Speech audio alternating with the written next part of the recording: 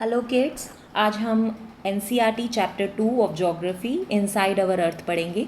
अर्थ हमारी होमलैंड है, एक डायनामिक प्लैनेट है और डायनामिक मीन्स कि इसमें चेंजेस होते रहते हैं इनसाइड एंड आउटसाइड।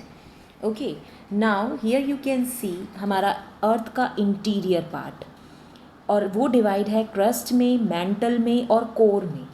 ठीक है, नाउ एक ओनियन की तरह, जैसे ओनियन पे अगर आप उसे पील करते हो तो काफ़ी सारी लेयर्स होती हैं, ठीक उसी तरीके से हमारी अर्थ पे भी काफ़ी सारी लेयर्स हैं।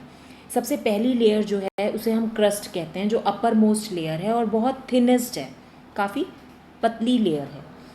इस लेयर को दो भागों में बांटा हुआ है। कॉन्टिनेंटल क्रस्ट, जो आप ये ब्राउन पोर्शन देख रहे हैं माउंटेन्स के नीचे, ठीक है, ये कॉन्टिनेंटल क्रस्ट है। और येलो पोर्शन जो आप ओशन के नीचे देख रहे हैं इस रेड लाइन से ऊपर, ये ओशियनिक क्रस्ट है। कॉन्टिनेंटल क्रस्ट जो है वो 35 किलोमीटर्स तक एक्सटेंड है, और अगर आप ओशन फ्लोर्स देखते हैं यानी कि ओशियनिक क्रस्ट, वो 5 किलोमीटर तक एक्सटेंड है। और मेन मिनरल कॉन्स्टिट्यूएंट्स जो हैं कॉन्टिनेंटल मास के, वो हैं सिलिका और एल्यूमिना, यानी कि हम इसको सियाल भी बोल सकते हैं। और जो ओशनिक क्रस्ट है वो मेनली कंसिस्ट करता है सिलिका और मैग्नीशियम, जिसको हम सीमा भी बोल सकते हैं। ओके, तो हमने कॉन्टिनेंटल क्रस्ट और ओशनिक क्रस्ट के बारे में पढ़ा।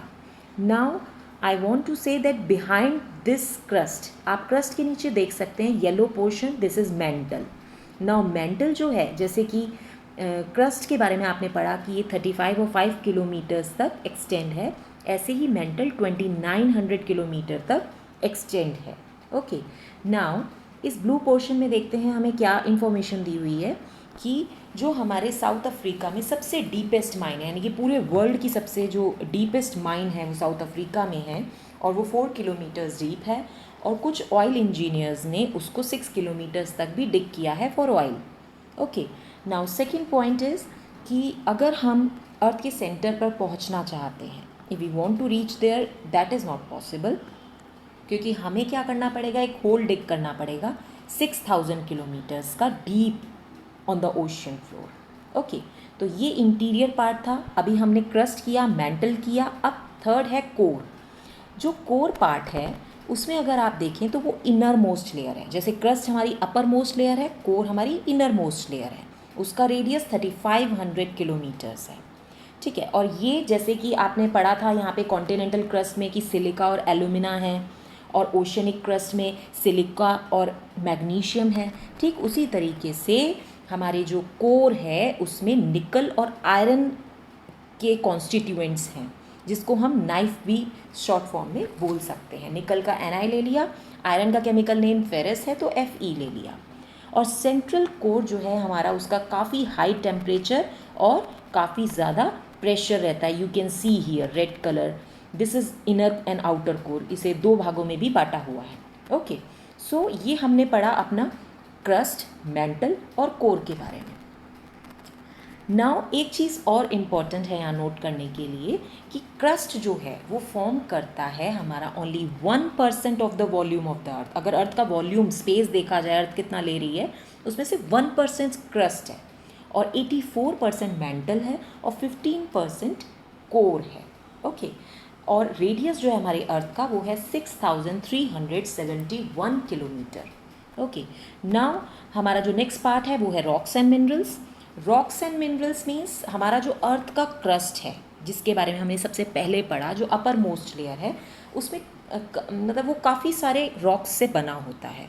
जो मेन 3 टाइप्स ऑफ रॉक्स हैं वो हैं इग्नियस, सेडिमेंट्री और मेटामॉर्फिक रॉक्स। और रॉक्स क्या होती है, रॉक के यहाँ पे बहुत अच्छी डेफिनेशन दी हुई है कि कोई भी नेचुरल मास, कोई भी नेचुरल चीज़ जो एक गॉड बनाते हैं और वो मिनरल्स से बनी हो, ठीक है, तो वो that makes up the earth crust. जो अर्थ का क्रस्ट बना रही है वो एक रॉक है। ओके, और रॉक किसी भी डिफरेंट साइज़ की हो सकती है, कलर की हो सकती है, टेक्सचर की हो सकती है, ठीक है। तो अभी जो हमारी 3 मेन रॉक्स हैं वो हैं इग्नियस, सेडिमेंट्री और मेटामॉर्फिक। और यहाँ पे आप इसको देख सकते हैं कि ये वर्ड्स कहाँ से निकले। ये इग्नियस वर्ड का ओरिजिन हुआ लेटिन वर्ड इग्निस से। Ignis means fire, Ignis means fire. और जब आप इग्नियस रॉक्स के बारे में पढ़ेंगे तो आपको लगेगा कि क्यों इसको एक फायर मीनिंग से इसको रिलेट किया गया है। सेकेंड है सेडिमेंट्री। सेडिमेंट्री मीन्स मतलब ये लेटिन वर्ड इसका सेडिमेंटम है और इसका मतलब होता है settle down. And third one is metamorphic. Metamorphic एक ग्रीक वर्ड यानी कि मेटामॉर्फोज से बना है। मेटामॉर्फोज का मतलब होता है चेंज होना, किसी भी फॉर्म का चेंज होना। नाउ ये जो हमारी इग्नियस रॉक्स हैं, ये रॉक्स कैसे बनती हैं? इनको हम प्राइमरी रॉक्स भी बोलते हैं। ये रॉक्स बनती हैं जब हमारा वॉल्केनो इरप्ट होता है तो उसमें से एक पिघला हुआ मैग्मा निकलता है, रेड कलर का मॉल्टन मैग्मा, जो ठंडा हो जाता है और ठंडा होने के बाद वो सॉलिड हो जाता है और उससे रॉक्स बन जाती हैं। वो रॉक्स इग्नियस रॉक्स हैं। उनको हम प्राइमरी रॉक्स भी कहते हैं और वो दो भागों में बांट दी जाती हैं। उसकी एक वजह है, इंट्रूसिव रॉक्स और एक्सट्रूसिव रॉक्स।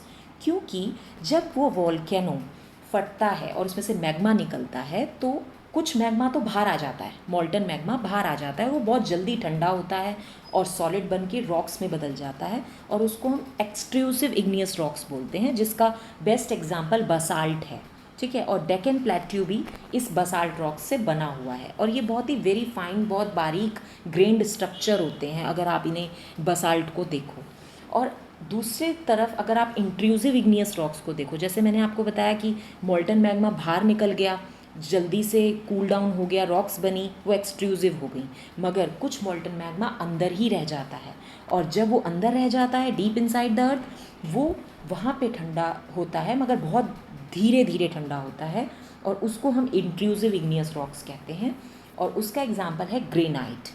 ठीक है, तो यानी कि आप ग्रेनाइट को, वैसे हम ये स्पाइसेस और ग्रेन्स का पाउडर बनाने के लिए भी यूज़ करते हैं। ओके,